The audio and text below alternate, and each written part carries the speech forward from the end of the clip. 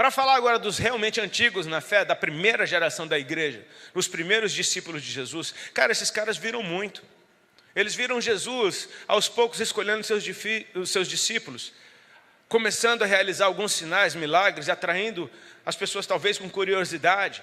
Mas depois ele começa a ensinar e a fazer coisas que as pessoas começam a reconhecer. Cara, ninguém faz isso se não for da parte de Deus. Então eles começam a ter experiências com o Senhor e falam, cara, esse é o Senhor.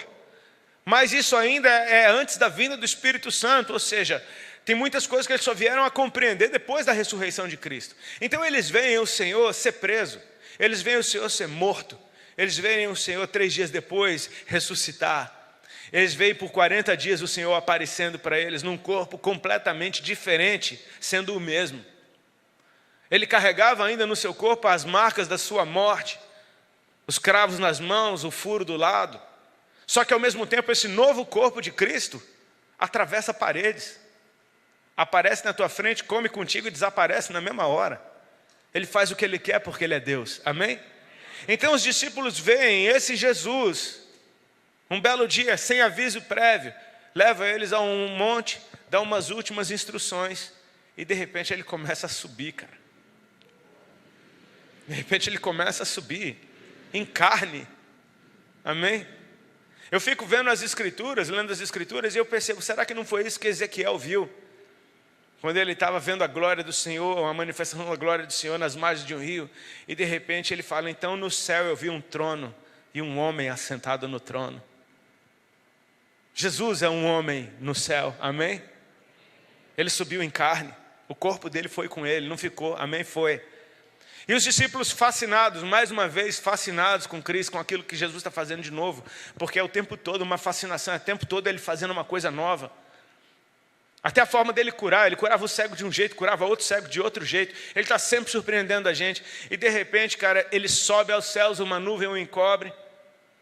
E os discípulos ficam ali parados, olhando para o alto, porque o que será que vai acontecer agora, né? O que será que ele vai fazer agora?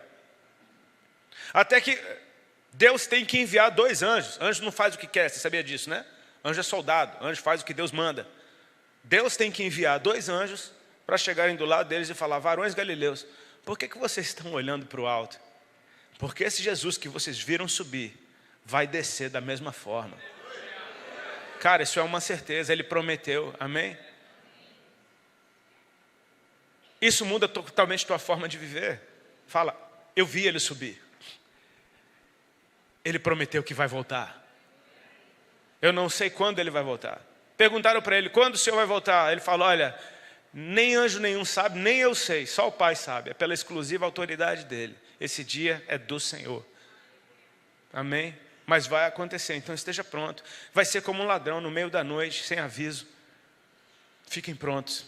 Ou seja, não é a respeito de simplesmente entregar um resultado, é a respeito de ser encontrado fiel. Amém? Porque ele vai vir sem aviso. Aquele negócio que a luz acende, o som desliga e fala, e agora? Às vezes, eu vejo muita gente pregando, por exemplo, a respeito de que a gente gasta muito tempo falando do Evangelho da Salvação e não fala tanto do Evangelho do Reino, que isso que deve ser pregado. Eu concordo, a gente tem que falar também do Evangelho do Reino. Mas deixa eu te falar de uma mensagem de Jesus que a gente às vezes esquece. O tanto de parábola que ele disse para falar da sua vinda. A parábola dos talentos. Quando ele distribui talentos, um senhor vai para uma terra distante, vai para um país distante, distribui talentos para os seus servos, e imediatamente eles começam a trabalhar, tirando um que enterrou o talento. De repente, um dia esse cara volta e vai querer contas daquilo que ele entregou na mão de todo mundo. A parábola das 10 virgens, que estavam esperando pelo noivo, 5 eram loucas, 5 prudentes. As 5 prudentes tinham óleo. Então, no meio da noite, na hora mais escura, estavam todas dormindo e se ouviu uma voz, eis aí o noivo. Então as prudentes estavam prontas para encontrá-lo, enquanto as loucas que não tinham óleo pediram, ei, dá o seu óleo para a gente poder ir. E elas falaram, não funciona desse jeito, não é a respeito de um óleo natural, é a respeito de intimidade, você não conquista isso de uma hora para outra e não dá para dividir na última hora, você vai ter que ter a sua. Então elas saem para comprar, mas quando elas chegam a porta está fechada. Ou seja, cara, não foram poucas das bodas de um rei que foi fazer as bodas do seu filho, chamou os convidados começaram a dar desculpas, então aquele rei se indignou e disse para os seus servos: vão pelas ruas, pelas vielas e chame todo tipo de gente, coxo, criminoso, prostituta, traficante, chama todo mundo porque a minha casa vai estar cheia. Amém? Eu não sei se você se vê nessa história, mas nós não somos os convidados. Os convidados é o povo de Israel, é o judeu.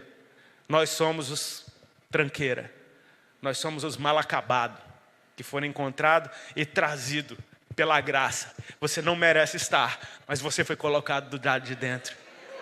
Foi a vontade dele te ter do lado de dentro. Mas uma vez que você está dentro, é bom você estar com veste de intimidade. Porque ele vai passar e vai ver quem não tem.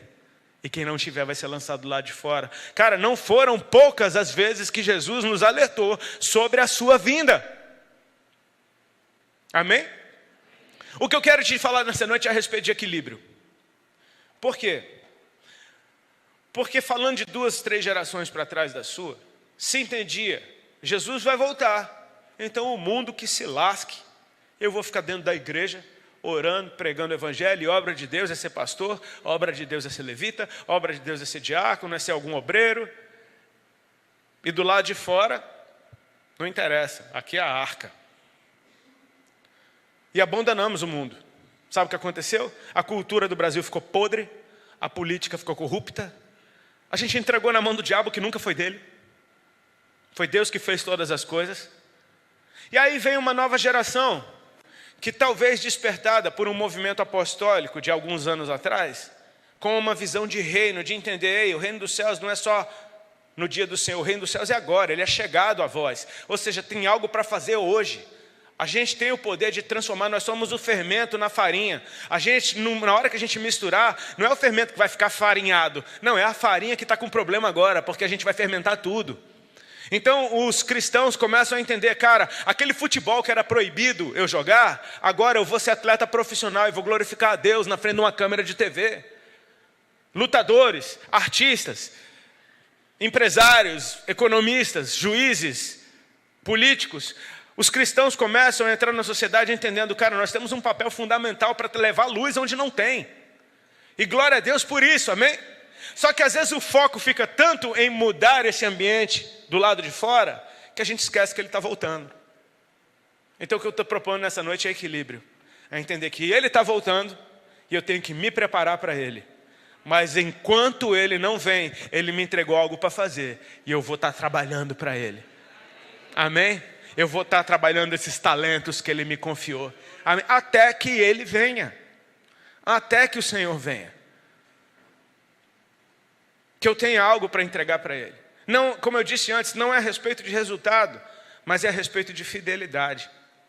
Os discípulos de Jesus, por exemplo, tinham uma indagação que eu também tenho e talvez você também tenha. Quando serão essas coisas, Senhor?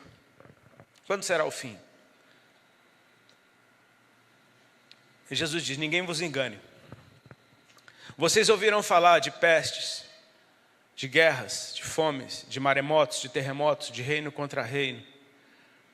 Isso ainda não é o fim, é só o princípio das dores. Aí ele continua dizendo, cara, tudo isso não é nem o fim, é só o princípio. Mas aí ele continua dizendo, vocês serão odiados de todos por causa do meu nome. Vocês serão expulsos das sinagogas. Aliás, vocês serão mortos por causa do meu nome.